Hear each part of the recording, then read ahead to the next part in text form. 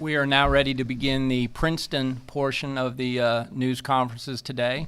If we could start with a opening statement from Coach Banghart, please.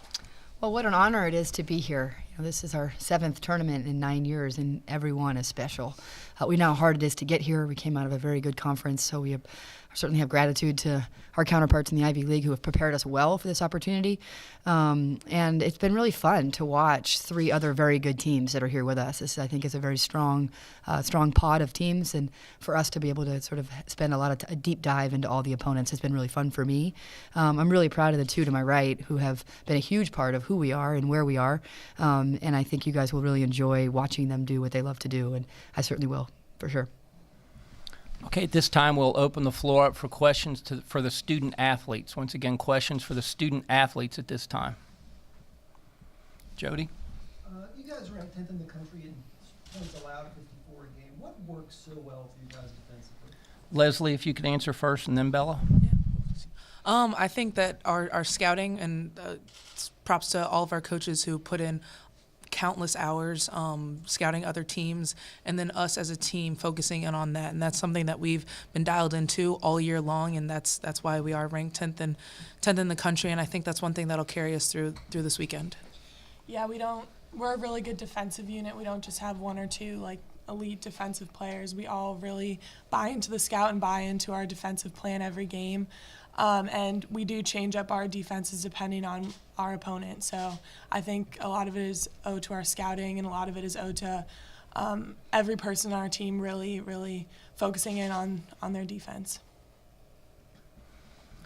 Leslie, could you talk a little bit about what you know about Maryland and maybe the challenges that they present? Yeah, I mean, it's a very different team than who we played my freshman year, and I think that we're going to try and take advantage of that. They're a very athletic team, and they're an elite team.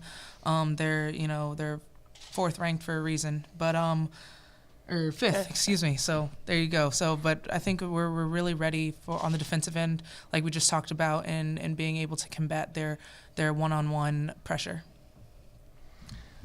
Bella, do you feel like there's a difference in the level of athleticism between the 2 teams, or do you think that that's maybe a little overcooked in some people's minds? I think maybe a little bit. I think both our teams have very different strengths and very different playing styles. So what we're used to in the Ivy League is more of a 5v5 game, and here we really do have to focus in on defending 1v1. They're very athletic. They're all good at scoring, getting to the basket, but I think we're just very different teams. Is there a team that you've played earlier this year that you would compare them to in terms of their offensive style? I don't know.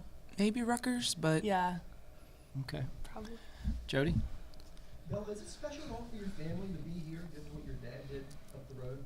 Yeah, it's so special to be here. I think this state is really special to my family. My parents met at Duke, and we come back a lot to visit Duke and kind of live in the history that my dad helped create. But I know Jay Billis, he lives here, and so my godmother, his wife Wendy, is hopefully going to come. And I think that's really special just to be back here in a place that's so close to my family's heart. Any other questions for the student athletes? All right, ladies, thank you very much. You're excused. Good luck. thank you. Les. And we'll now open the floor up for questions for Coach Banghart.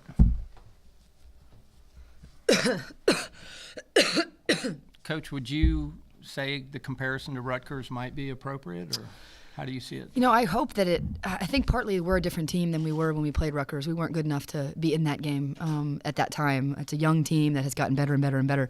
I think there are parts of the game that are similar to a team like Yale in our league, who likes to do a lot of 1v1 with the ball.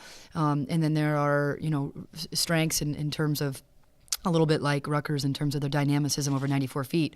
And then as my players articulated, we're also a very different team than they're used to seeing in terms of the fact that we really share the ball east-west. We share the ball throughout a possession, and we set a ton of off-ball screens that are efficient and relevant.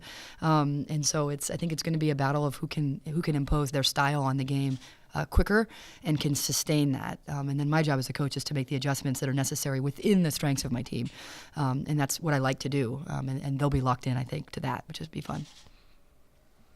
Okay, over here. Coach, I had the chance to speak to Ella yesterday, and she was talking about how much she's grown into her role as a go-to scorer. How is she different from the player that you got straight out of high school, and how much more kind of confident has she become in herself? It's fun to kid to talk about because I think a lot of coaches in the country are asking how I got Bella, and I said, well, she was 20 pounds lighter, and you all thought she was a toddler, and so she's gotten a lot physically stronger. So her body is more prepared for the rigors of the high-level competitive game that this is, and so that helps her in all ways. Helps her on the defensive end. She's playing much more vertically. She's using her length better instead of leading with her body, and then on the offensive end, she's better able to sustain her own positioning because of her size and her physicality. She also, her dad spent a lot of time with her growing up as a basketball player, and he didn't want his super tall daughter just to be a post player. So he actually spent no time on her post game. So we had to sort of develop that part of her game, and watching her commit to understanding how to play closer to the basket with her right and her left hand has been a huge growth for her. So she's sort of a perimeter player still, but she's much more of a tweener now. When she came to us, she was really a guard, a very long guard, but now she's becoming a tweener, and I think with 2 more years development, I think there'll be a lot of people at the next level that are going to be hoping to get her. Any other questions? Okay, go right ahead. You spoke about kind of your young team, and you do have a lot of young players in big roles. Have you had to prepare, if you wanted to prepare them at all for this moment a little bit, or do you think they're fine mindset-wise? The good thing about freshmen is that everything's new. I mean, second semester to them is new. Taking a midterm on the road this morning was new. So everything's new for these guys. I try to understand that being a head coach of an institution of the power of Princeton is that you're a part of something, and that's what these guys have. Is they're a part of something, and so this is not just a team who goes to the NCAA tournament. This is a program that has won in the NCAA tournament, and so they have won here as well. They just weren't wearing the uniform yet. Right. And so we just like, Princeton had won Ivy titles before I got there. Like, this is a program. And so we've really imparted on our future players as well as our past. And then, of course, most recently our current team that we're all a part of this. So they've won a tournament game. They just weren't wearing the uniform yet. And with that, I think they feel a little bit added sense of composure and confidence, I hope.